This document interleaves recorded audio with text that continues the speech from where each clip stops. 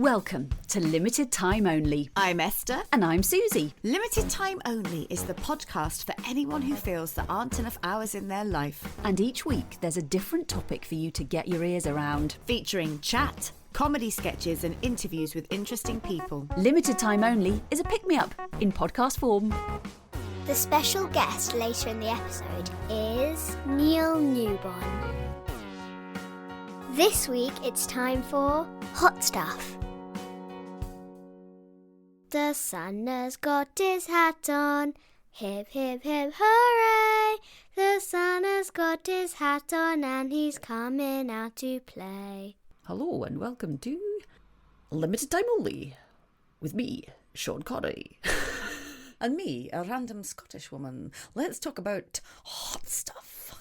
Hot stuff. Hot stuff. I like a bit of hot stuff. Hot stuff, baby, this evening. I want some hot stuff, baby, tonight. Give me some hot stuff, baby, this evening. I don't know the words, so I'll just sing aloud. Hot stuff. Do you know my husband did actually strip naked in a nightclub to that once? What? I mean, this is not how I thought the episode was going to start. I don't know whether I should be saying this. I might have to clear it with him. I might have to edit it out. My actual... You are going to tell me. He was at Bournemouth University and he was with 3 or 4 friends and they were very drunk and they got dared to do it and this played and it was... And basically they all got absolutely... They did a proper full strip to that song on stage, a la Full Monty. And was everyone whooping and cheering and... Yeah, apparently so. I wasn't there. I heard about it the next day. Oh, no. I think somebody gave them hats or something so that they could do the bit at the end. Yeah. I mean, was this something that happened regularly? Let's not have at the all. Penis He hat. couldn't... I mean, it's got them there behind the DJ desk. We've got... Just hanging there. 3 little hats. Or just donut rings. Chuck them on. You can have the Stetson, you can have the clown's hat, and you can have this teeny tiny little bowler. Yeah, teeny tiny little bowl. You can have the borrower's hat. Oh my gosh. Yeah, no, it's. I mean, I'm quite shocked because I was quite shocked at the time because it's not really who he is. He's a very cheeky drunk. He's a very cheeky. Well, I mean, that's drunk, his cheek. and he gets really cheek to the cheek. Yes. I mean, that is cheeky. That's There's very also cheeky. some cheeks. Yeah, other cheeks. Yeah. He's very mischievous when he's drunk. He gets really cheeky, but he's not. I mean, any kind of like look at me, he can't bear. So, well, but obviously that night he could. Has he ever done it since? No, never. No, only for me. Well, it was actually the hat, wasn't it? That you. It was the hat. Yeah, it's the hat. Which hat did we have, guys? Who knows? Who knows? Well, I'll bring that up next time I see him. Yeah, I mean, yeah. I'll have to clear it, but I'm sure it's fine. Talk to me about summer, Suze. Talk to me about summer and hot things. I mean, summer does appear to have arrived finally. Has it? Well, has it in Hove? Because it's still a bit not great here. Oh, it's very sunny. See, you've moved somewhere new and it's sunny. It's sunny. It was sunny yesterday and the day before. Oh, cock off. Well, it was a bit windy.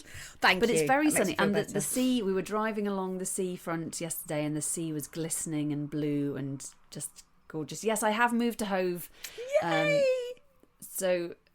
And I haven't regretted it for a single second. That's so wonderful. Yeah. So after all my stress and, anxiety woman flying around terrified about, uprooting her children and, ruining their lives, I may well have done that, but I'm having no regrets. No. Screw you lot. I'm so Screw happy. you guys. I can see the sea. Yeah. Yeah, it's been idyllic. So many lovely places to explore. I went down to I went for a jog along the sea the other day, and I went down the other day and just sat on the shingle and looked at the sea. It wasn't amazing weather that day, but it was just so nice to sit and listen to the waves and I've swum in the sea. Oh. I think I got hypothermia a bit, but can't have everything. No. And went to a Lido yesterday, which was also frigging freezing, but I still felt like I was on holiday. Yeah. So that's it. I think, and we've had ice creams every day, and we do still feel like we're on holiday. That's it. You are going to, I mean, particularly this first summer living there as well. I'm so delighted for you. And all that anxiety and nerves, it's just totally normal, isn't it? Everyone would feel like that. And it's a big change. And you've lived in London for a long time. And the thing is, like we said, it doesn't have to be permanent. It's you're just renting your house out in London. And but ever since... I mean, obviously, I've known you since I was 11, but we didn't see each other for a long time. And living by the sea is something you have always, well, we've both talked about, but you in particular have sort of considered different options and different places. So I'm just delighted. Yeah. I'm just delighted. And I'm just going to keep working on you vicariously. To move down eventually. What's that, sorry? I'm going to keep working on you to move down eventually. Oh yeah, that would be lovely. I definitely feel the water calling. I just love it. We can podcast from a beach hut. Yes, that would be so cool. A pink and yellow beach hut. Wouldn't that be amazing? That would be so cool. And then interview people there. Yes, in the beach hut. Oh my God. Oh my gosh, it's a new podcast idea. It is. We could have our guests down there. I mean, it's going to cost us like 20 grand to buy one or something. Easy. Oh, that's all right. We can get that. It's easy. Piece of piss. Yeah, easy. Easy. It's easy to get 20 grand. Anyone can do it. Yeah, snap my fingers. Boom. Oh gosh, yeah. So it does feel like I'm on summer holiday. Yeah. Although I do have 10 tons of work to do, which means that I can't go to the beach because I've got to stay inside and do my work. But I'm working on that, and I'm aiming to have very little to do over the summer holidays so I can just enjoy it. But the other thing I was thinking about summer that is very particular to the two, when it's a sunny day, and summer in particular, not just sunny in winter, is sound, the quality of sound. Yes. There is something different, and I can never explain why it is. Yeah. But like when you hear music in the summer or any noises, banging of a hammer, and you're outside and it's sunny, it Sound sounds of a lawnmower. better. Yeah, it does. Ella, before summer came, she was sending me lots of TikTok videos of fields in the summer and like walking down country lanes and lots of images of that, and the same track was used on the back of all of them, which was like this this sound of summer, and then a wood pigeon and and or a cuckoo, and there is just a general sound of it anyway, isn't there? It's so wonderful. I love it. But it's that weird kind of, it's like the acoustics are different. Yes. And probably a scientist could tell us why. Yeah. But there must be something about, the acoustics when it's sunny. I don't know. I'm probably talking crap. But it's very particular. Yeah, but I don't. Or it's either that, or it's something to do with your general outlook when it's sunny. I don't know. I think there is something there, and I probably should have looked it up before I started talking about it. But if anyone is listening who is more intelligent than me, could you, of which there are many, if anyone's listening who's more intelligent than me, I bloody well hope so, or we're all in trouble. Then let me know what the hell I'm talking about. I know what you mean though, because I this morning I was asking my husband and my son about what summer means to them, and they were referencing a lot of things like that, and like Ian was saying, the sound of a lawnmower or a plane overhead, and I love the sound of a wood pigeon and walking over the fields or through the woods. Well, I tend to see the fields in the summer with Nance more than the woods, and it's just, I don't know, everything's just really alive, isn't it? And I really like in the summer lying in the garden and on a rug and just looking up at the sky. We've got quite a lot of trees in our garden and around us, and which is really nice because we're not actually that far from the main road, but you wouldn't really know it from the north because in the summer we're so sort of surrounded in trees that we're protected from that noise. And so just to look up at the sky, oh God, it just makes me glad to be alive. It's just gorgeous. I love the colour. I love looking at the sky when you can see green tree. Yes. Blue sky. Yeah. If there's a bit of white cloud, that's fine. It's just gorgeous. Yeah. It is the fact that you kind of, I think as well, when you're not covered in coats and jumpers and stuff, and you're kind of your skin is actually free to touch the air. Yes. And to feel the warmth of the sun. I think you instantly do become kind of more connected with the natural world, possibly, because you're actually touching it. I mean, Absolutely. even though you are exposed to the air, as opposed to being completely wrapped up. And yeah, and I love being barefoot. Me too. On the beach or the grass. Yeah. I was going to say that I love having nothing on my feet in the summer.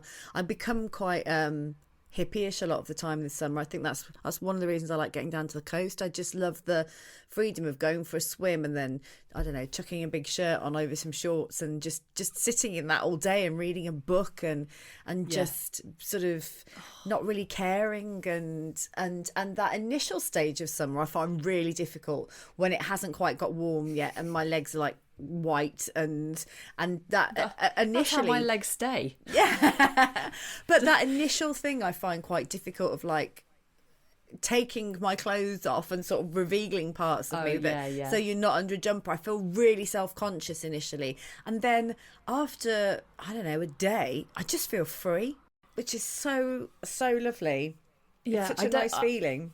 I suppose my discomfort comes from I was thinking about how wonderful it is that you don't have to go out with the coat, especially with children. When you get your coat on, get your gloves, where's your hat, put your shoes, put your waterproof, and then, but obviously that's replaced by, right, take all the clothes off, you've got to put your sun cream on. Right, where's your hat, where's your sunglasses? Yeah. It's the sun cream rigmarole.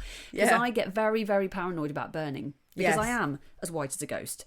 And I have burnt terribly badly in my life. So I'm very paranoid about the kids burning and me burning. I'm more of a shade seeker than a sun seeker. Yeah. If we're on the beach, and we will be a lot over the next few months, I have to have my little tent and be able to sort of cover my shoulders particularly. Yes. My brother got blisters on his shoulders once. He was so badly burnt. And it's scary, and we're more aware now, aren't we? Because when I remember being a teenager, I went to Bournemouth with the girls on one of our first holidays, and I burnt my shoulders quite badly, and then they were covered in freckles, and I instantly thought I was about to die immediately. I was like, that's it, I've just got skin cancer, I'm going to die. But now I'm older, I love being in the sun, but I will sort of sit out mainly for vanity, because I'm like, sun on my face or my sort of décolletage is not going to be great. That's going to be really quite aging now. So it's more a vanity thing why I keep out of it a bit more. But do you tan? I do. It takes a little while. My legs don't tan quite like they used to. They take a while. They don't. But then I shave them, so you're constantly taking the skin off you. But I do. When I was younger, I was shaving the hair, Esther. Really. don't shave the skin off. Oh, okay. That's a little tip. But, oh God, you're bloody good, aren't you? Thanks. When I was younger, I was translucent, but now I'm quite weathered. I'm sort of freckly. I'm really freckly, and I tan really quickly on my arms. And I always wear SPF 50 every day through the winter. Yes. But yeah, my arms are just covered in freckles, and then they just pop out in the sun. So I go brown on my arms really quickly. But yeah, when I was a kid, oh my God, I was like a ghost, like you. Like you said, you are. Like, I was really very pale, very dark hair, it's and quite very shocking. pale. Yeah. When you've got your sunglasses on and you look down at your skin and you go, oh, had a bit of a good tan there. Yeah. And then you take them off and like, fuck, I'm blind. And the sun's like reflecting off the white legs, blinding me. Yeah, that's what happened.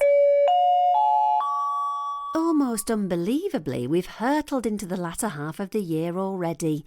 The days may be getting shorter again, but the summer solstice signifies the renewal of life and the start of a new phase of abundance and growth. On that note, the buffet car is now open. Thank you.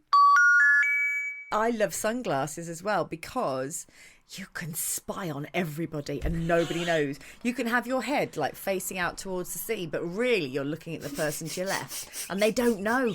Love it. I love it. I love spying on people with my sunglasses. Totally love people watching on the beach. Oh my God, me too. I could people watch all day. I'm very happy in my own company, just people watching and overhearing conversations. Yeah, making up, like working out what the relationships are and what's going on. Yeah. What's going on Sometimes there? I'll say to my family, let's make stuff up about them. They often don't want to engage in these games. It's most disappointing. Oh, but well, I will... just come on holiday with me. Oh, right. Okay. I just heard some seagulls. When I hear a seagull, it makes me so happy. Ah. Because sometimes you do hear a seagull, not by the sea, don't you? Yeah. I sort of I heard them surprisingly often in London. Yeah, we get them around here, actually, and we couldn't be you're more like, inland. what are you doing here, guys? What are you doing? Yeah. You're not from around here. Maybe they're having a holiday. Having a holiday. We're going inland. I'm going for a Let's land get holiday, some, guys. Concrete action. But when I hear a seagull here, I'm like, yeah, because the sea's just there. This is, because And I'm right there's next often to one it. on top of our chimney pot. I mean, often. I've been here a week. Does the tide go in and out at Hove? It does a little bit, but not tons. Brilliant. So Yeah, it's it's pretty brilliant. much always in. Yeah, so you can always swim. Oh, God. That's perfect. And also, with summer, I like the smell. So I'm walking Nance and I walk past gardens and I really particularly love the smell of jasmine and honeysuckle. Oh my God, that I could just eat those smells. They're so gorgeous. But when you're walking along and you get all these lovely smells of flowers coming off people's gardens, I just love it. And grass. Just makes me I happy. love the smell of cut Yeah, grass. me too. Yeah, Makes love me think it. of rounders. Yes. Ooh, love a bit of rounders. Where's been your best holiday you've ever had? Oh, crikey. That's hard to answer. Well, what's the first thing that pops Well, into the your head? first thing that popped into my head was I travelled around Australia when I was 21 for a year, which was Yeah. amazing. And I vividly remember, I remember lots of it and it was all fantastic, but we visited the Whitsunday Islands. Oh God, I've always Oh, wanted to go God. there. I mean, and I can't remember which one I was on now, but I walked up on this fantastic boat and we moored, and then I walked up this kind of beachy, sandy path. It was white sand and blue sea. It was, the stuff of postcards. And I walked up and I looked out at the sea. Stuff of postcards. That needs to go on a T-shirt. It was the stuff of postcards. Put that on the Whitsunday Island advertising. It's the stuff of Forget postcards. dreams. It's Susie Riddell. My postcards are better than my dreams. Ah. And I walked up to the top and I looked out and I cried because it was so beautiful and it was just like a postcard and I couldn't believe it. So it was yeah. So I remember that vividly. Yeah, I just like being in the sea. And so frankly, as long as the sea, I don't really mind where it is because I'll happily go in the North Sea as well. My favourite holiday we ever had was the kids were, I don't know, maybe 9 and 7 or something like that. And we never had a 2-week holiday. So I know I've mentioned Whitstable on here before, but I'd always gone there a lot as a child because my dad's from there. And so we booked this 2-week holiday and it was idyllic. It was, the sun shone every day. It was 28 degrees every day or warmer. It was sort of around that. We had this lovely little cottage with a perfect little garden that was a 5-minute walk from the beach, if that. When we got there was the Oyster Festival was on. And there was just a good energy for the whole 2 weeks. And we spent the first few days going, oh my God, we've still got 12 days. Oh my God, we've still got 11 days. Oh my God. And then, so oh my it God, was we've only just got one day. Oh. Yeah, but it was it was the most idyllic holiday, and we've all said that's our favourite holiday we've ever had. It was just, when everything just flows well, everyone's getting on, the sun's shining, the food's good. I read the book The Alchemist, and I had a very trippy experience in the garden when I finished it. It was, I'm not. I suppose I'd probably say I'm agnostic. But I read the book and I got to the end of it and I had this really weird experience where I suddenly heard this voice that told me exactly what I should be doing next, like career-wise or whatever. Oh, wow. And it was like Wow. all the colours in the garden got turned up. Everything got turned right up. So it was super bright, almost like a music video. And I felt this incredible sense of calm and just like confidence, but just like a real, like the most calm I've ever felt. I went in, I spoke to my husband, he was in the bath, and then we walked into town to go and get something about an hour later, and he was like, are you okay? You're like, Are you okay? You're really floating. very chill and quite sort of ethereal. What is happening? But it was, so there was that as well. I felt very empowered, and I wrote a little short film whilst I was there, and I don't know, it was just really special. I need to read that book again. I mean, I read it and was left completely cold. Yeah, well, it doesn't connect everyone. I think it's landed with me. It's a good time. But I need to read. I think I wasn't in the right place. I need to read it again. Oh, I need to be in Whitstable. You do need to be in Whitstable, otherwise it doesn't work. Go and stay at Maytree Cottage in Whitstable and it'll work for you. There you go, little advert. Oh, you see, now if that was me, I'm so weird like that. If I heard somebody say that on a podcast and I was listening, I'd be like, Google it. I'm going to Google it and see what it is. Buy a copy of The Alchemist and book that place for a holiday. Yeah. Yeah. Well, if anyone wants us to go on holiday in their holiday cottages or, luxury resorts, we are very up for that. We'll bring our own copies of The Alchemist, and we'll have some sort of, ethereal magical experience. Yeah. There. We're absolutely prepared to take one for the team. If you need us to come and stay in your property for any length of time, and it's by the sea or it's the hotel, whatever, boutique hotel. All inclusive. Yeah, all inclusive. Whitsunday Islands, boutique hotel, bar, in the Isle of Skye. Couldn't we, Esther? We could do it. We could do it. I would be prepared. Pepping up, we could do that, yeah. Yeah, I think we'd both be prepared to do that. So, we're really selfless people. Just put that out there. Just putting it out into the universe. Free holidays, I'll welcome. Right, the emails are coming in. Oh, brilliant. Let's go. Summer, summer, summertime.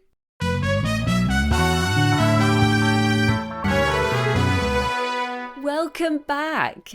Coming up, Antonio is in the kitchen cooking something that sounds delicious but is way too much of a faff.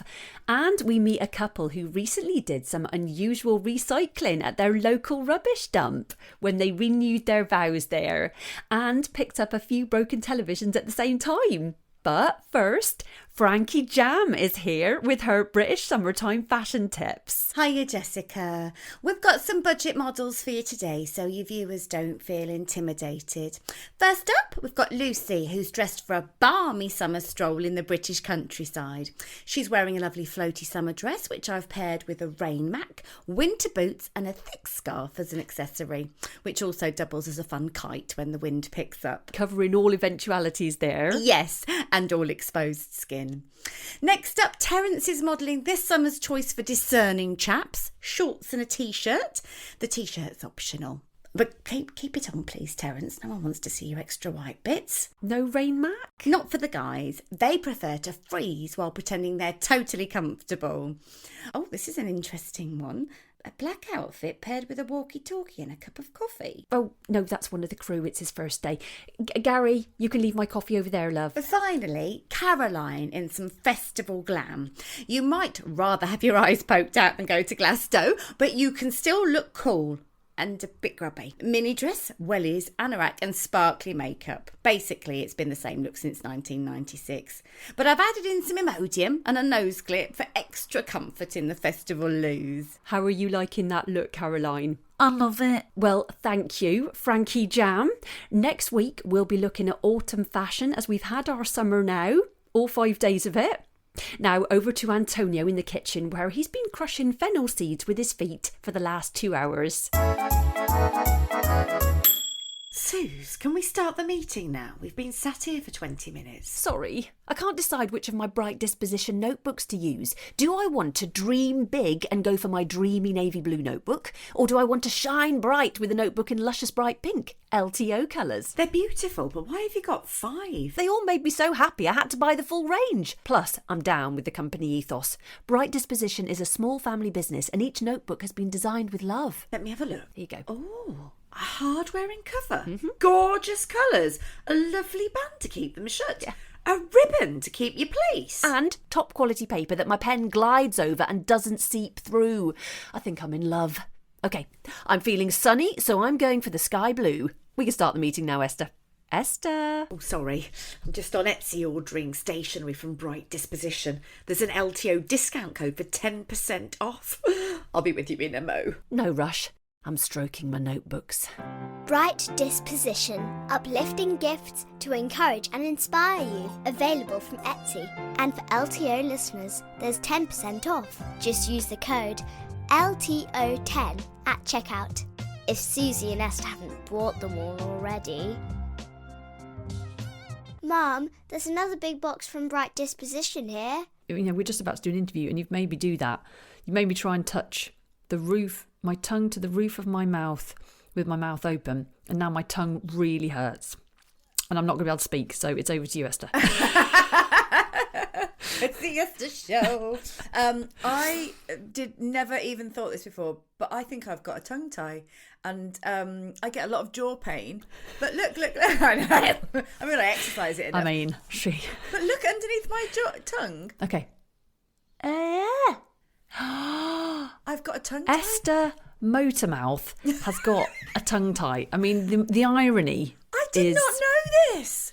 I've literally just found out before we came on that is But did not you have normal. a problem feeding as a child, as a baby? I've literally no idea. My mother's dead. I can't ask her. Baby Derek and Cora will ask her. Derek, can you ask my mum?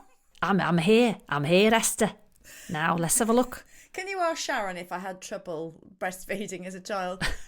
Well, that's why you were such a scrawny little thing, Esther. I've got, I get a lot of jaw pain, and apparently that's one of the things that causes, it affects everything. Could you get it snipped, or is it too late? Oh, Christ, I don't know whether I'd like that. It would just be flailing around. Oh, God, just I'd be like wanging around in your mouth. I'd be like one of those dogs with no teeth with a tongue hanging out the side. You can take babies to special kind of tongue tie clinics. I mean, they're literally, I think there was one in a cafe around the corner from me, and they just snip it. I mean, it's making me go a bit weird. It makes me feel weird. I think you should inquire about it though, because if it's making your jaw hurt. Well, I do get a lot of jaw pain. I get a very, my jaw cracks. I've got a TMJ. What's a TMJ? I got a TMJ. You know what I mean. I'm showing off here. I've got a TMJ, which just means like my jaw sort of dislocates as I open it a bit. So, but it could be to do with that. But I had no idea. Wow. That is a tongue tie. This is an education. Fucking hell, I'm 46 years old and I've just discovered that. This is why you're having problems with your bottle of wine that you've been suckling on it in the evening. I mean, God, you learn something new every day. It's absolutely incredible. It is. Thrilling stuff here on Limited Time Only. Check your tongue out. Have you got a tongue tie? Yeah, well, let's update everyone when you've been to the tongue tie clinic. I mean, you don't look at people's undersides of their tongues, do you? And if I'd have known that mine looks peculiar, Now, there is something quite obscene about the underside of a tongue. Yeah, it's a bit gross, isn't it? And I did bite a lot of my tongue off and have to have it restitched back together when I had my car crash. So, I mean, that's why I exercise it a lot, really. I like to keep it moving. Oh, this is the reason. Esther's doing a podcast. It's purely to exercise Physiotherapy. Her tongue. What else do you do? No, I don't want to know. I don't want to know. No. Like maybe 20s. We're 20s. 20s I was a hot mess, but it was fine. We like a hot mess. Today's guest is actor, director, mentor, and award-winning motion capture legend, Neil Newbon. Starting out as a young actor, Neil was a member of the Central Television Workshop and the National Youth Theatre. His career has been wide and varied, featuring leading roles in Hollyoaks and Dream Team, and even an appearance in the beloved Goodness Gracious Me, Going for an English sketch. Neil is best known for providing the voice and motion capture for numerous video game characters, including Karl Heisenberg in Resident Evil Village and Astarion in Baldur's Gate 3. For his work as Astarion, he won Best Performance at the 2023 Game Awards. Neil is also the co-founder of the training facility Performance Captured Academy, which offers courses on motion capture for aspiring actors. We talked to Neil about when he first knew he wanted to act, his journey into mocap, and what his work in motion capture means to him. Welcome to the show, Neil Newbon. I would like to know, if you always wanted to be an actor? The answer actually to that is yes. I think I knew I wanted to be an actor, or at least I think it's safe to say I was very held by theatre from the age of about 8 years old. So I was taken by my mum to go and see Cats in London. Brian Blessed was in it, Paul Nichols, Bonnie Tyler, Wayne Sleep. It was like the very first run of Cats because I'm really fucking old. Join the club. Yeah, I know. So I went to see it. I think I saw the same production. We literally probably saw the same production. Yeah. So I saw that and was transfixed by, which is a sentence you don't often hear, transfixed by Brian Blessed. He played the big, trampy, old, raggedy cat. I don't know what the name of the cat was. No, I can't remember that. There's a name that I can't remember the name. I actually met Is it Grisabella or something? I don't know, something weird. That's a lady. Mr. something. Oh, like Mistopheles. Something. Mr. Mistopheles. No, Mr. Mistopheles No, is Mr. not Mistopheles that. is... He's like the kind of, hey, I'm Mr. Mistopheles. Yeah, I love Mr. Mistopheles. Quite fancied him. Yeah, he's Weird. kind of like a Bowie energy. He's very Bowie coded, It wasn't him. I think it was Paul Nichols actually. It was whatever the cat was. This enormous, big, old, huge, massive fat cat that lives in the streets and stuff. And he came on. And he sat down in the interval, and invited. He would stay apparently every interval. He'd just stay there in character on this platform, having finished a scene, and then everybody leaves, and he's just there. And the invitation is to like kids to come up and speak to him. So he'd be there in full makeup, full costume.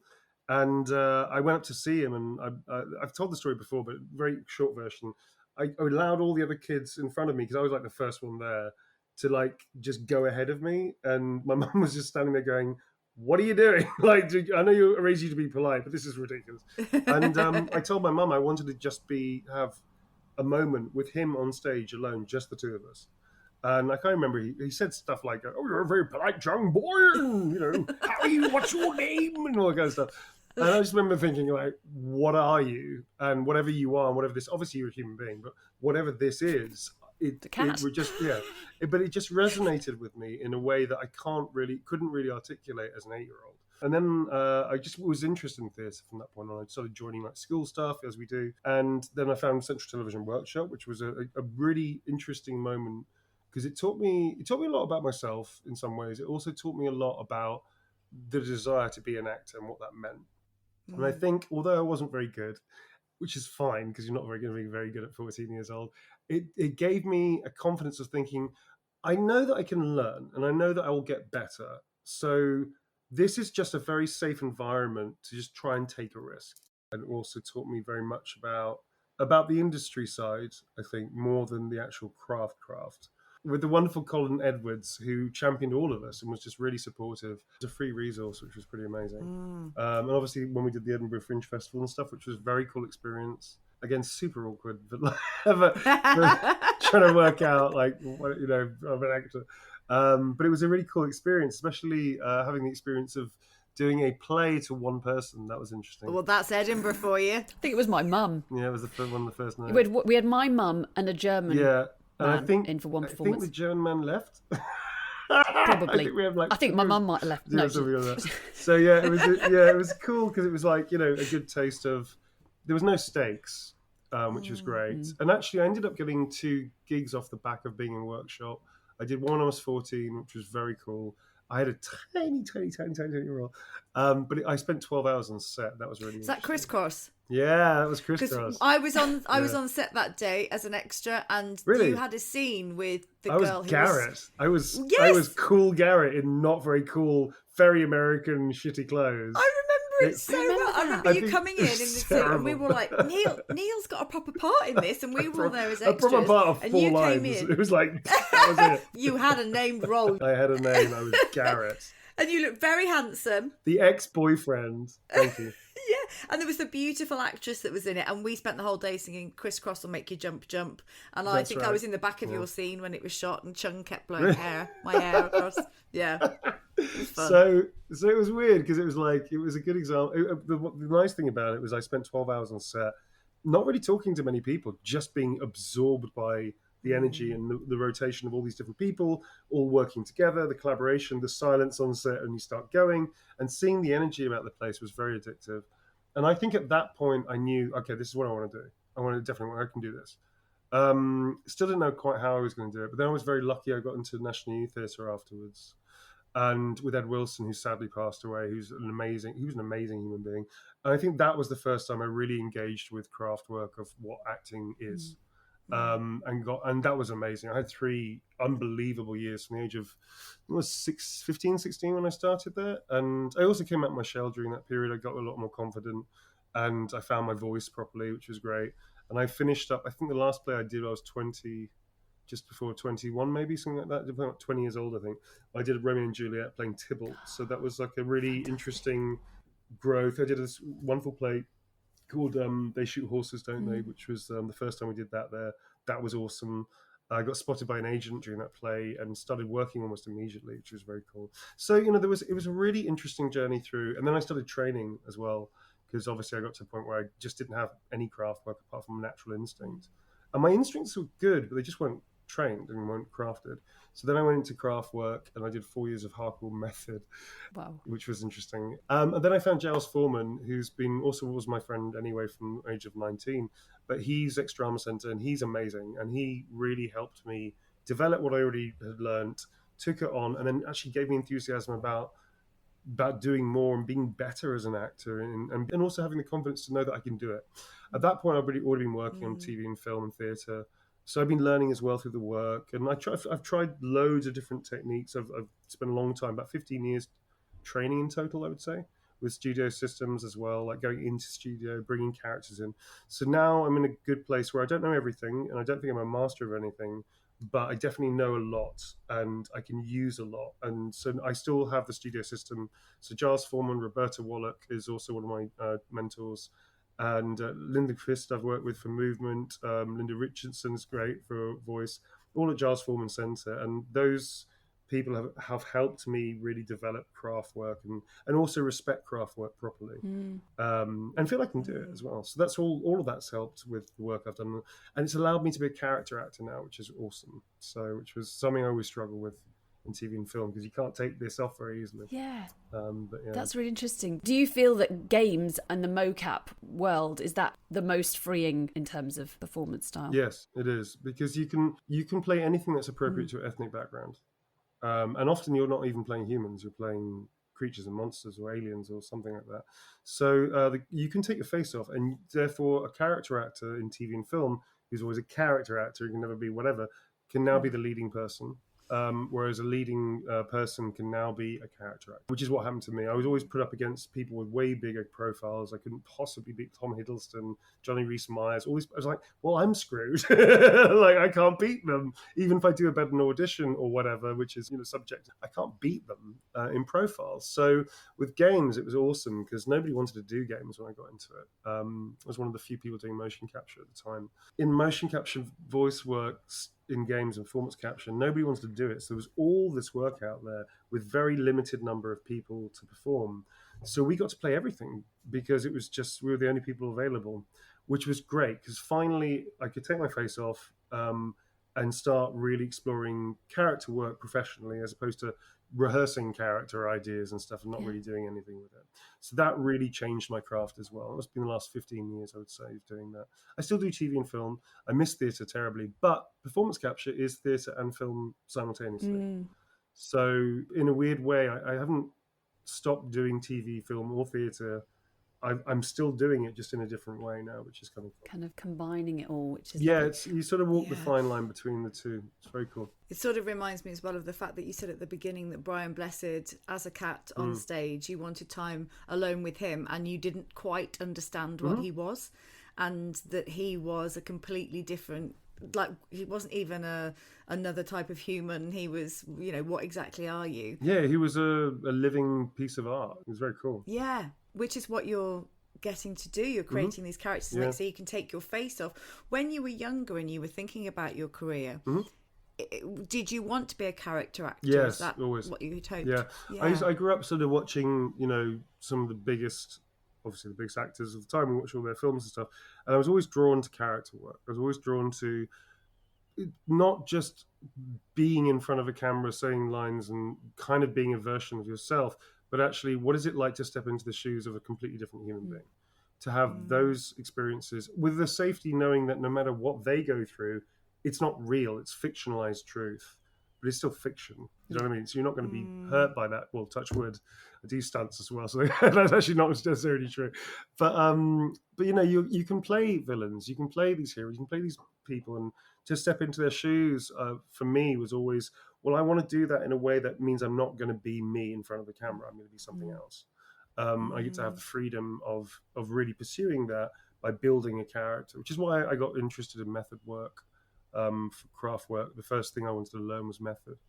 Outside of voice work and training and things. So yeah, you can get to do that in games a lot. I played many wildly different characters. It's been quite cool. Yeah, I've been very. I mean, we've had tons of questions about games, and I'm sure we'll kind of get to them as we kind of go through. But in terms of that, of starting out in mocap, you said it was about 15 years ago. Where did the opportunity come from? It was the same month that I almost quit acting because I had no money. I was broke. I had no work, and the work I was getting was lovely, fun indie stuff that paid dick. So I had a very wonderful career in catering, which was fine. Actually, I've got to say a huge thank you. I need to speak to them, actually. A huge thank you to Stellar Society, who were the catering company that I used to work for. They still exist. They're very high end. They're absolutely awesome. They had loads of and they probably still do have loads of models, actors, singers, dancers, whatever on their books. They were a lifeline to so many of us. In fact, I'm going to post about them actually because they're kind of unsung heroes in a way. They were really cool with us. They were really understanding and supportive. And I should really thank them. I haven't done that yet, so I need to do that. But yeah, so I went from that, and I'm a gamer anyway, so I used to play a lot of computer games, especially when I was depressed and trying to escape into a world that wasn't mine, which is kind of also has its problems. But during that period, I saw this article about voice work, and I was thinking, well, this is nuts. Why? I'm a gamer. I understand how games are made and how they work more or less from a layman's point of view. I should do this. This is something I can do. I've got a malleable voice. I can do accents, etc., etc. I've got a good character actor, I think. And then I saw at the bottom of the article, it was Hayley Atwell, I think, talking about Tomb Raider or something. But the bottom of the article was a tiny picture, literally like maybe this big, and it was a dude in a suit doing this. So you can visualise it. Neil is doing a stylised running pose. And it said this is also a thing that actors do. It's called mocap. And I was like, that looks interesting. That's theatre and film. You can see all the cameras around, but then you can see completely open space with very little props, no backdrop. There's no costume. I was like, that's theatre and film. And I don't know more about it. I don't know anything else technically how it works. But that looks to me like theatre and film. I can do that. So I then contacted Audio Motion Studios in Oxford. Back in the day where you had to find emails, and back in the day where it wasn't as straightforward. So I literally called them and said, listen, I've got a DVD of my show reel. Can I send it to you in the post? Yes, yes. I remember. All those years ago. Not actually that long ago. Not actually that long ago. Yeah. 17 years. Well, 14 years, 15 years. Yeah. So yeah, I sent it in, and I also said, I do archery. I'm a martial artist. I used to do military stuff. I'm gun trained and weapon trained. I can make a fire, I can horse ride. I can do all this stuff. I think all of that could be useful for this kind of work, I believe. And they wrote back and they got me in for an audition at Spotlight, and it was Ghost Recon Future Soldier, which was a very big game. And I got to work on a 3-week project straight off the bat.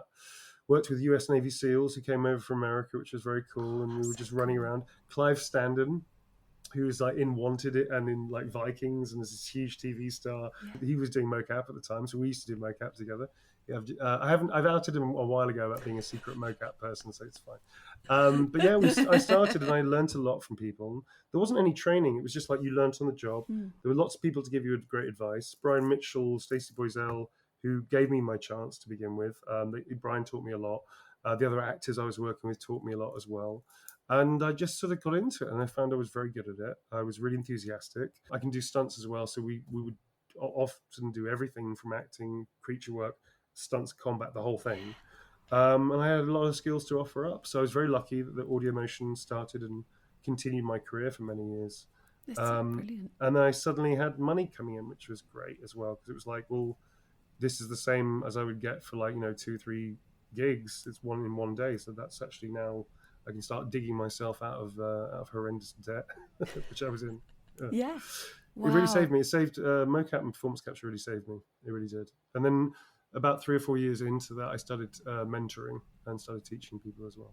So now I get to help other people.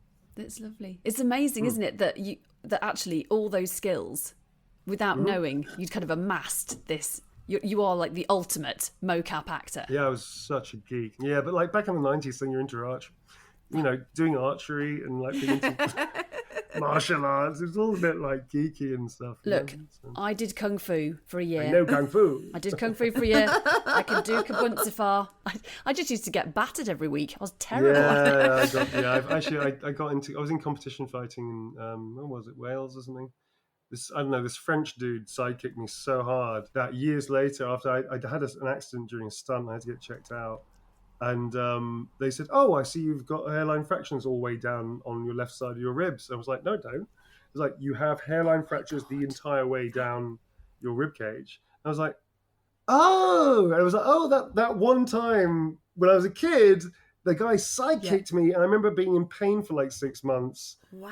Oh, okay. So I guess it was just It was so stupid. So what does that just heal over time, or what? Bones get stronger when you break them or your hairline Oh, fracture. my The calcium, it calcifies over, which actually weirdly makes it stronger than it was before. So Just get kicked just a bit get more. cute. Having mentioned stunts, Michaela Crockett, 16, on Instagram had asked, have you got a favourite stunt scene or work? Because I think the stunt thing is absolutely fascinating. I've done some really cool stuff. I choreographed stunts for a TV series called Secrets of Civilization. We used a Roku camera, what it's called, which moves at 5 meters a second, shooting at something like 2,000 frames a second or something like that. And I created all these like stunt moments for this gladiator. It was about the Roman period, all these different ancient civilizations about fights and all this kind of stuff. And we used it for all these different setups, which I choreographed, that was really fun. I got to work with some good friends of mine as well, which was cool. Stunts that I've done, I did some really cool stuff for Horizon Zero Dawn. That was great fun. I did this great fight sequence with Clive Standen, actually. We played Rost and the evil dude that kills Rost. Spoiler, but it's been out for like 10 years, you're fine. And so Clive and I did that, and I choreographed that. I choreographed the fight sequence between myself and Clive. Then Nick McKinless, who's an amazing stunt coordinator, choreographer as well, came in to then do a passover and a polish as well, and added some really cool stuff into it. So things like that were really fun. I got to do a lot of Planet of the Apes stuff on Last Frontier, which was really cool. I got to be an ape. I also do stunts as apes. That was amazing. I hit my head a lot on that job. Probably got some hairline fractures down the top. That's a super strong skull now. I think I've got something wrong with mine. I bashed this side of the nose so many times. I'm pretty sure there's something not right with it, because I have to go to the doctor to say there's something not right about it at the moment. And it's not like broken. It's just kind of fucked. Like, how did it happen? I was dressed as an ape. I punched myself in the face a lot. Yeah. Okay. The thing is about my work is that all the stuff we get to do is really fun. And so I don't really have a favourite stunt because they're all really fun. I got to do stuff on Detroit. I got to do stuff on Resident Evil. That was really cool. I was playing Nemesis, so I punched my way through a car window as Nemesis. That was really cool. That was very fun. There's actually footage of how we did it with like a wooden made up car and stuff. It was really funny. Loads of stuff like that. So I don't really have a favourite now. It just does seem massive amounts of fun. It is. It's playtime. Because it's everything. I mean, I just would like to get kitted out in the gear, to be honest, with the hat. And Nobody looks good in it. You can take the most good-looking person from Hollywood, whack them into a grey or a black Velcro covered suit, and they kind of look stupid. It's like nobody looks good in the suits. So the ego goes. The ego goes, but you can look good only if you have the confidence to sort of style it out a little bit. Yeah. Men especially don't look good in these things. Women do fare better, or female presenting, or trans women. They do look better in the suits than I would say men do. Men don't look that good in the suits.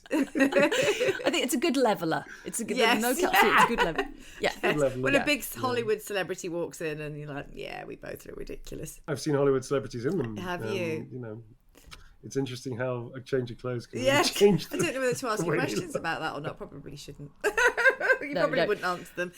Sarah E2468 said, my question for Neil would be, who are some of your lesser known characters that you feel have had a strong impact on your career journey, or that have left a strong impact on yourself?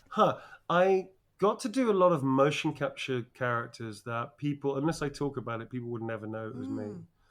And I think those ones were a big impact on my games career because they taught me a lot about motion capture and how to work out things as well. And also taught me a lot about directing in performance capture because I do that now too as well. So there'll be loads of little characters that you won't know I played unless you saw a showreel that I used to have with them in it. Like, what's it called? I can't remember the game now. It's like an on-rails game. I played a 30-foot tall ice monster. And then in the same shoot, I played an ice monster. I played a Loki-esque character who was very nimble. And then I played another character. So I played 3 or 4 different characters in this one shoot over 2 or 3 days. And I had to jump in between them.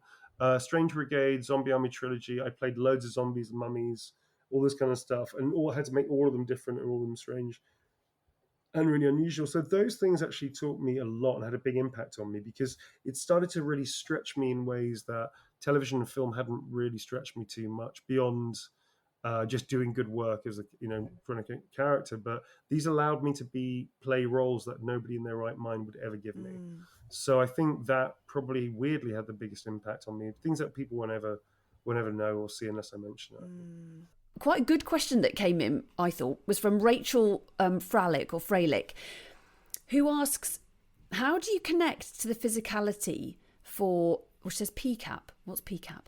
So performance capture and motion capture are kind of the same thing, but they're slightly different.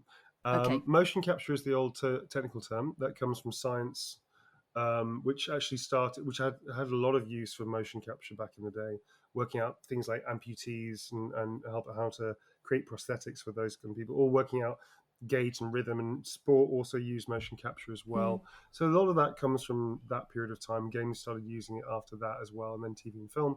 Performance capture is a modern term because it's acknowledging the fact that it's all performance. Right. That to have a performer in the suit, whether it's an actor, dancer, gymnast, wrestler, whatever, it's a performance. And so to honor that, I like using the term performance capture because it doesn't lessen what people do. I think for a long time, until recently, really the last 5 years, I would say, games, motion capture, that kind of stuff hasn't been taken very seriously. In fact, I had loads of people telling me not to do mocap 15 years ago because it's going to ruin my career. And I was like, ruin my career in catering is kind of the aim. I want to ruin. I love the people I was working with, and kind of want to ruin that career so I can be an actor. Do you know what I mean? So for me, it was like I realized that people didn't understand what I understood, which was I saw how this was going to go. I saw the future of where we were going to get to. Rather a hopeful seeing. So I wasn't obviously 100% sure because how can you know that? But I definitely saw, well, if this progresses in the same way, if technology progresses in the same way it has done for the last 20 years, then we'll get to a point of nuance, of deep, interesting character design and writing. And I think it's going to be the same as film and TV, which it is now. Yeah. So now we see generations where the sort of, I don't know, slight negative point of view on it being an art form is gone because games are now bigger than film and music globally combined. Yeah. It's a bigger industry, more money, more work. So, I lost the thread of what we were talking about. Well, no. That is lovely because motion is one thing, but a performance is it's motion plus everything else. It acknowledges the endeavor, the artistic endeavor of the performers, I think, and that's important. So PCAP, that's what PCAP is. Actually, there's a technical reason why it's called PCAP as well. Oh, yeah. Sorry.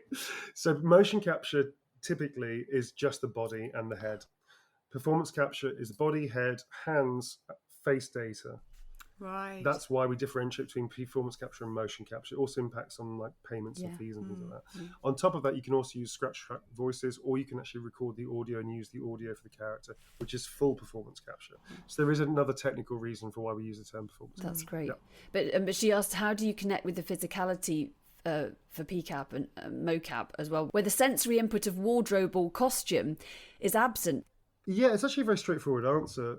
Willing suspension of disbelief is a big thing. Imagination is a big thing. And theatre training. Because in theatre, often you'll walk on, sometimes in certain types of production, if that's the tonality of it, in just black clothes with an empty stage and one prop or whatever.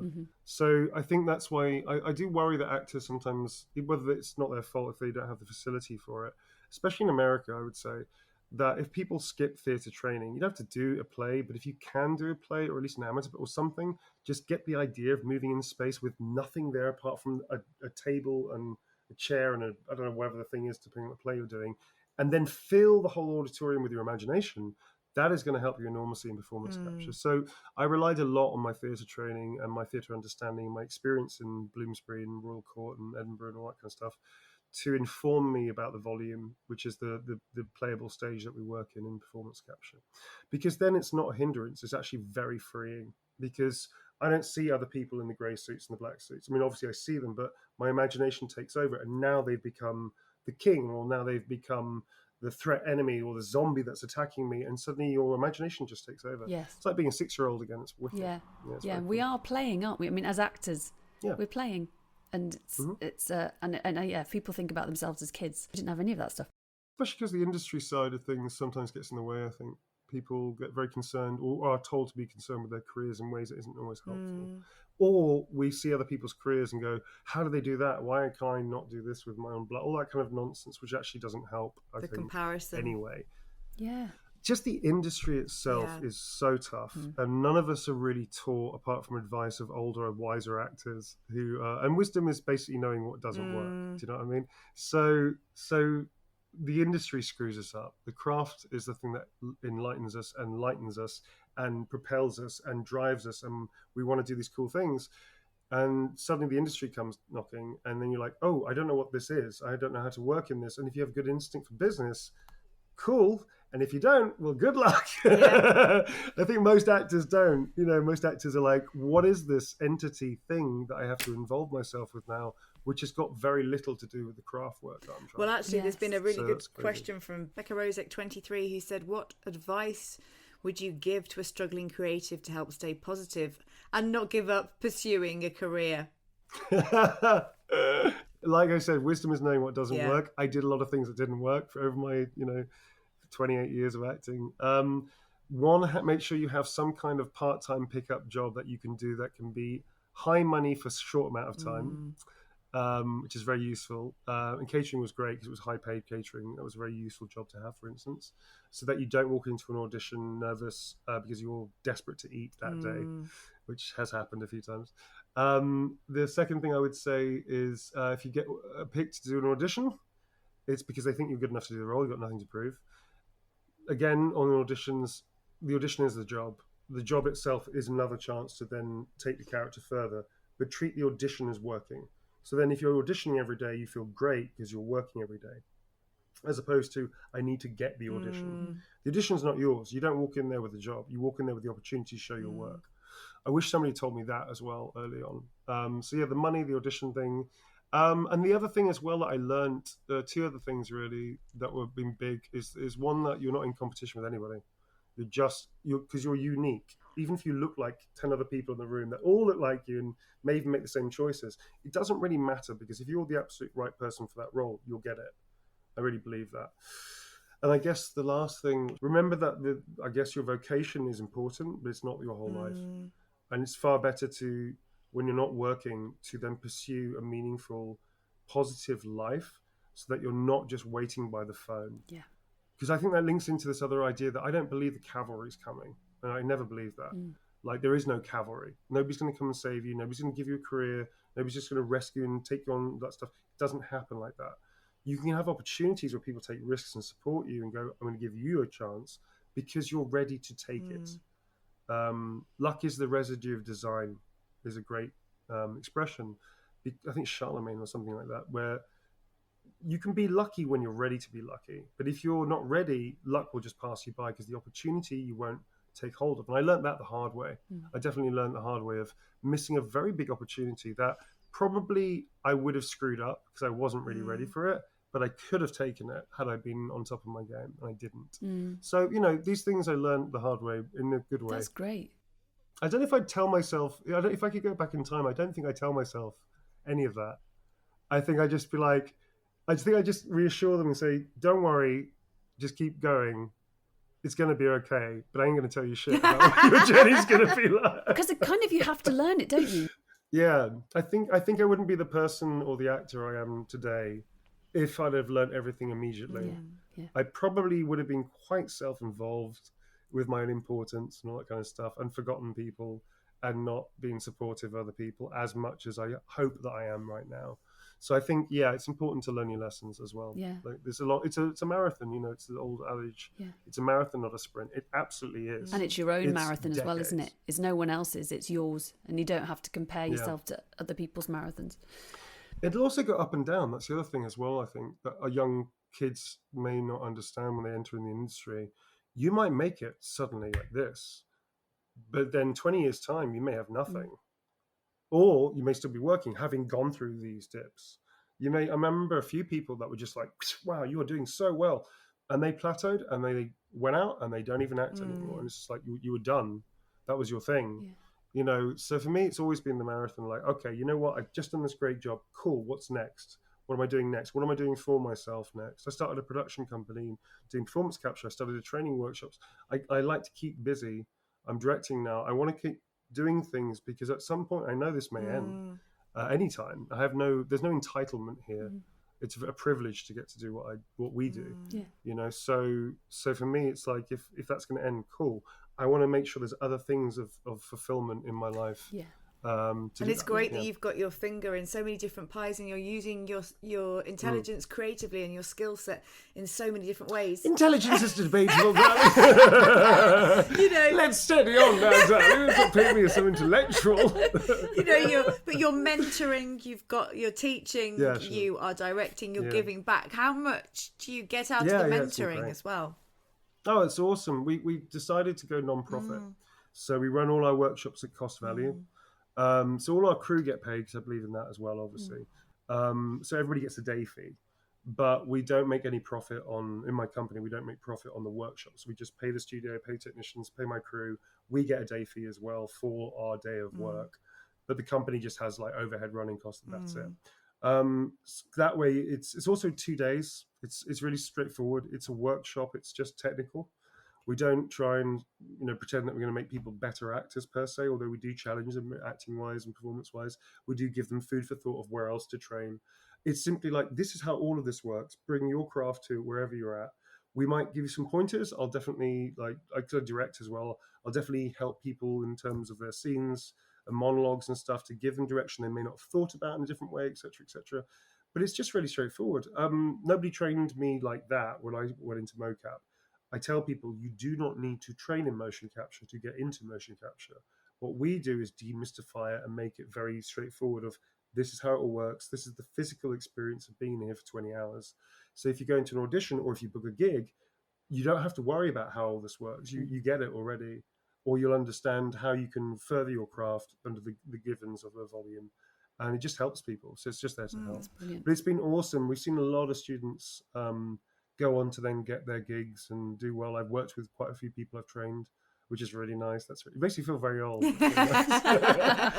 I trained them, Esther, long ago when they were just a young innocent actor, and now the fucker took my job. It's like, so I've had that. I found actually somebody who did really well, who I went up for the same role, and they got it. Bloody hell! You did such a no, good job, not at Neil. all. No, it's fine. Dude, I'm fine. I'm really okay. So it was very much a moment of awesome. They picked the right person for that role, and I got lucky enough that I got to help them get that role those years ago. Yeah. It was very cool. Yeah. I really liked it actually, because again, I'm fine. Yeah. I'm not starving. Yes. I'm not like 20 years ago where I just had nothing. So for me, it was a really nice moment of saying, that's awesome. Yes. Yeah. That they have the confidence to get that role, and I got to help instrument that. It was really cool. I mean, so many people have said the words that have popped out on the feed. You're inspirational, you're very humble. No, I don't read comments for this reason. I don't like it. Well, look, I'm telling you them. I'm going to say it. You're awesome, motivational. I mean, you're incredibly dedicated, but you're decent, and we can testify to all those things. But watching you being interviewed, because obviously, I mean, I follow you on social media and I've seen clips and things, and you've won awards, and you beat Idris Elba, Neil. I did, yeah. I was like, did, what? Yeah. I beat Idris Elba. I also beat. I mean, I know. subjective thing, isn't it? equal. I don't read comments on social media because I get a lot of trolling as well. And people go, "You don't deserve it." Like, what are you wearing? What are you? What are you? This thing, yeah, all that kind of shit. Yeah. So I don't really care. I mean, again, my bullies were always face to face. I don't give a shit. Yeah. So, but it was funny that, to be able to go up against Idris Elba was an experience. Yeah. And Ralph Innes as well, who's an amazing actor. I've worked with him. Yeah. And people are like, oh, he's, I mean, just like the caliber, like Ben Starr, Yuri as well. I love Yuri to death. And Naji Jessa, who's amazing, a lovely young kid, a great actor. So all these people that are my contemporaries that I'm working up against. And to win an award is wonderful. To be nominated for me is actually more wonderful in some ways because you're being recognized for your work. The award is subjective. Like, who is the best? The best, I mean, it's impossible to say best. It's just like, who do we like the most, I guess. But to be honest with you, every year has a different thing. The society's in a different place every year. So you're never entirely sure like what resonates with people more or less or what have you. I'm just lucky to be nominated because that for me is like, wow, my peers, because a lot of the time it's journalists and peers and other actors and stuff voting for you. So that my peers think I'm good enough, as well as the actual audience themselves think I'm good enough. That's amazing. Yeah. That's awesome. So I'm super stoked. But what does it actually feel like to walk up onto the stage? Oh man, I didn't think I was going to win. When the Game Awards, that was a trip because I went there fully expecting not to win and just being like, wow, dude, I made it to the Game Awards. I thought Ben Starr was going to win. My friend Ben, actually, who I love, who's an amazing actor. I thought he was going to win. So when they called my name out, because they called it out really early as well in the ceremony, like, again, not prepared for that. It was like, and next up is what? Like, whoa, just sat down. Like, what the hell? So that was a trip. There's actually video footage of me. I mean, I literally watched it. I'm like, you do look shocked. Yes, yeah. I'm shocked. Yeah. I'm completely shocked. I did not expect that. It's lovely. It wasn't until I actually hugged Chris Judge. He's a big guy. He's a very muscly big guy, and realized, yes, there's a lot of meat here. You're real.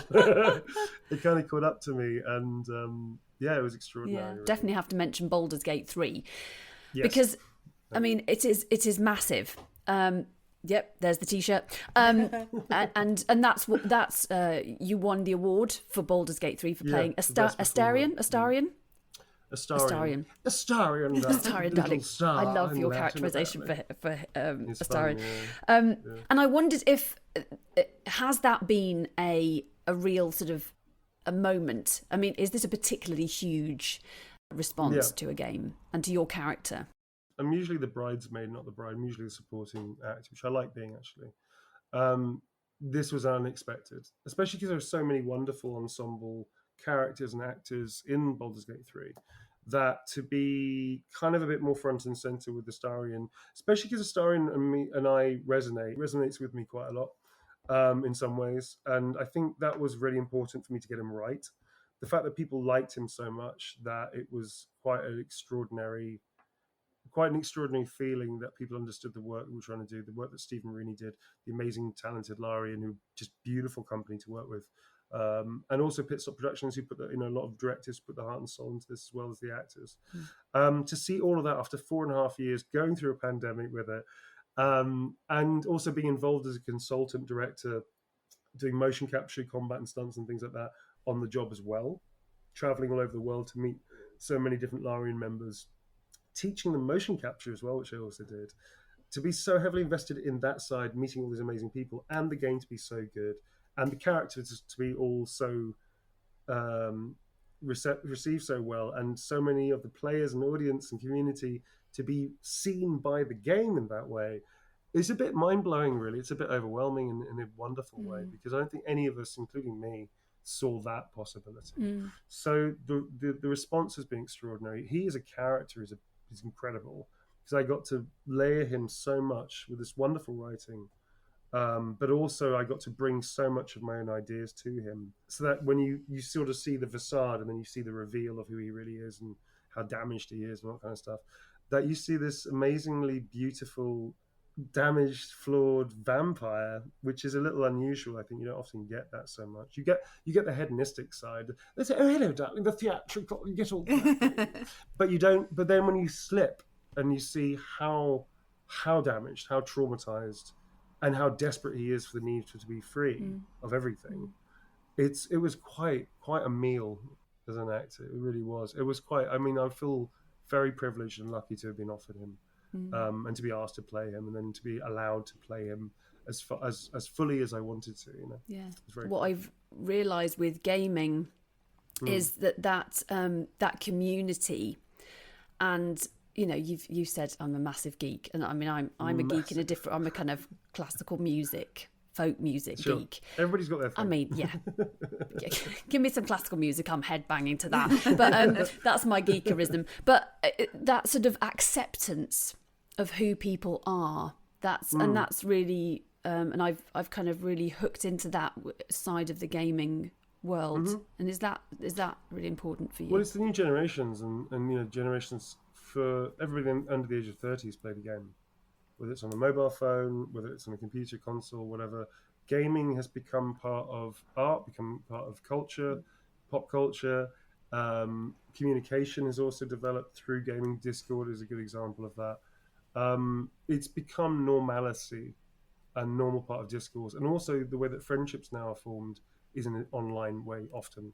People start playing together, they get to know each other, they go hopefully meet in real life, and they can become friends that way. So many things have changed, and that's all. A lot of it's down to gaming being suddenly so popularized, and then of course, on coupled with that, the storytelling has become a lot more mature, and storytelling itself has become more important to gaming. Whereas in the past, it was like, you're a soldier, you're going here, you're blowing that stuff up. Okay, let's act that, and actually, nobody really cares. They just want to blow shit up. Yeah. Whereas now, actually, people have these fictionalized moments, these wonderful friendships kind of in game. They feel connected to these characters. They feel represented by these characters often, which is amazing, like Baldur's Gate 3 does. And it has a real impact on people. And actually the thing that gets me all the time is when people feel like they've been uplifted because they had a difficult period of time, or they lost somebody, or they felt alone, or they felt isolated for whatever reason and not seen for who they really are. A lot of people have told myself and Laurie and the other cast as well that this game helped them feel less alone. It helped them connect to people that were like-minded, and it gave them hope. And that, in a piece of art that, you know, because actors, we do this selfishly. We do this because we love telling stories and we want to have fun. But to be a part of something that has that impact on people's lives, it's beyond words, really. It's incredibly humbling. It's wonderful. And Yes. I'll never forget this. This job. I think this is a character I'll never really let go of. I think in some way. How incredible that you're making such a difference on people's lives. I think I really underestimated what gaming was because my son started playing. He's 15. Yeah. He started playing about 2 or 3 years ago. And I thought, he's spending too much time on the computer. And then when I spoke to him, he said, it's great, because he started with Fortnite. And he said, but I buy these characters and then I play as them. And then I've got a whole backstory for them. And I thought, hang on, this isn't like you say. It's not just blowing stuff. He's got backstories. He's got this whole thing going on. Yeah, they're living, breathing worlds. And now he wants to be a games designer. And he's going to college to do that.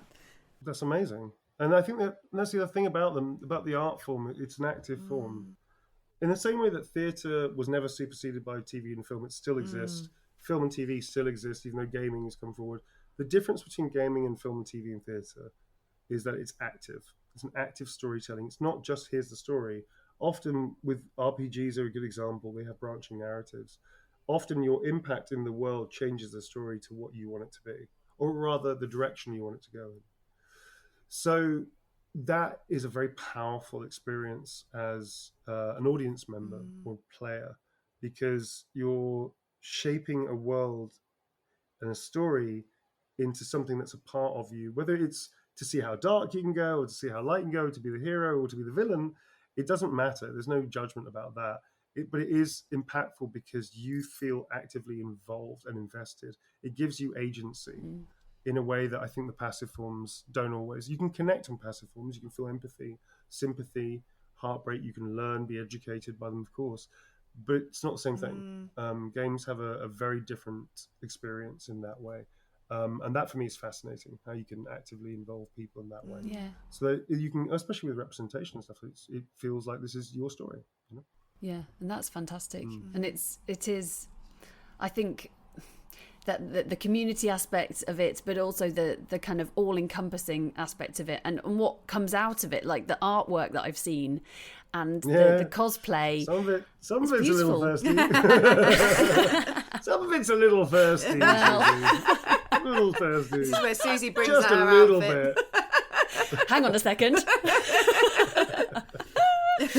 Oh my goodness. Well, look, we've done an hour, and I know you've got to prepare for BAFTA. I mean, we haven't even talked about BAFTA, Neil. You're a BAFTA member. I mean, I'm a full BAFTA member now. amazing. Which is great. It's just amazing. Yeah. And it's just so lovely to talk to you. And Yeah, nice to talk to you too. Yeah. you know, you're fantastic at what you do, and the fact that Thank you clearly have worked really bloody hard, and it's paid off. And I know, you know, it just shows you what you can do if you work hard and you have focus. Well, yeah, but it's not just about working hard as well. I've been very lucky that people have taken risks on me. I've had many people champion me throughout my career. Directors like Steve Kniebly, who I've been a long-time collaborator with, Greg Linston at Larian, Thierry as well. I've been in Swen, have been big champions of mine. Jason Latino as well. Also people like Kate Saxon I worked with early on what was it called? It was Lord of Shadows. It was Castlevania 2. Yeah. I worked with her. That was a lot of fun. I've had all these people, including studios as well. People like Rosanna Sun from the Workhouse. I've had so many people champion me through, especially the last 15 years of this work, that without them, I wouldn't be doing it. I literally wouldn't have a career without them. Brian Mitchell was the person that instigated my career, and for him, I owe a lot of debt of gratitude, really. But so many people have taken chances on me and said, well, what else do you want to do? And what do you want to do now? And, try these things and try those things. And just, without them, I wouldn't have learned the lessons I learned. I wouldn't have the life I had. I wouldn't be an effective parent. I wouldn't be able to be financially supportive of, my kid and myself. I wouldn't be able to get myself out of debt. I wouldn't have been in a position to help other people. Like, all these people made that possible. I was just lucky that I was ready for the opportunity. If that makes sense. Yeah, it does. Well, and because you were ace and, worked hard and obviously lovely to work with as well, because it just wouldn't. Oh, thank you. That's another thing, isn't it? It doesn't, in this Number industry, one rule, don't be a dick. Yeah, don't be a dick. That is the Just main piece of advice to So to everyone. It doesn't cost you anything. Just don't be a dick. It's so easy. It's easy. Yeah. Oh, thank you so much. It's lovely to talk to you. It's been so long, but it's just that we have, since we spoke to you, not this has conversations hasn't been that long. But It's been so long. Oh God, is it over yet? It's like, Susie, just wrap it up. Wrap it up, Susie. Come on, guys. Wrap it up. Wrap it up. Wrap it up. You're actually sitting like Esther's sitting literally next to you, isn't she? Like, you just wrap it up. We will let you go and get on with your day. But thank you, and thank you to everybody who sent questions. I hope we got, I think Neil spoke brilliantly about so many things there, and I think we've covered quite a lot of what you asked. I didn't get all the marriage proposals in. I'm really sorry. No. There were quite a few marriage proposals. But, I can just send you those privately. We'll just write back now. Yeah, just send them into. Yeah, sure. I'll just drop them to you. Thank you. All right. Good luck. Thank you again. Thanks, Esther. Thanks, Susie. Take Love care. to Bye. speak to you. Love. Lots Bye, of love. bye, Take bye. care. Bye. You have been listening to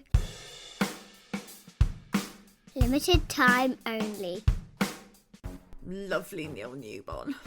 He's So lovely. so nice. He's such a deep thinker, isn't he? He's so insightful and thoughtful and just lovely. He's really, he's absolutely lovely. He's, It was cracking. fascinating as well, especially because, let's be honest, you and I know very, very little about computer games, but it was fascinating. It made me want to work in them.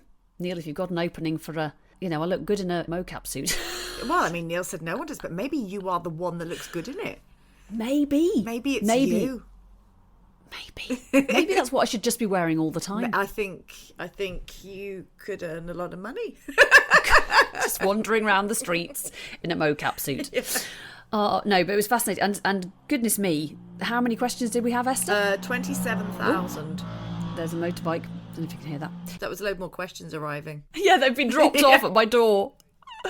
Oh my goodness, we're going to need to do a follow-up interview. Yeah, we'll go out with him. It's nice to talk to him as well because we haven't seen him for 30. Well, I saw him briefly in the early 2000s in a bar, but apart from that, I haven't seen him since we were about 15 years old. Which is only about 5 years ago.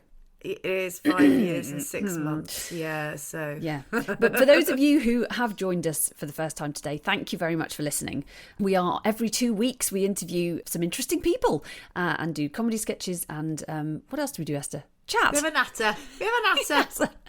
So it's lovely to have you with us, and thank you to those of you who have listened before. It's lovely to have you with us as well for this pick-me-up in podcast form that is limited time only. And if you enjoyed the episode, please like, subscribe and share it with your friends because that just helps us get out there. Yeah, it'd be wonderful to share that interview with Neil because it was so great and very useful for anybody wanting to be an actor of any kind. So thank you, Neil. And thank you to you, Susan. And thank you to you, Esther. We should be thanking each other. What a lovely thing. Thank you, everybody. Thank you, the world. Goodbye. Goodbye. Arrivederci. Summertime and the living is easy.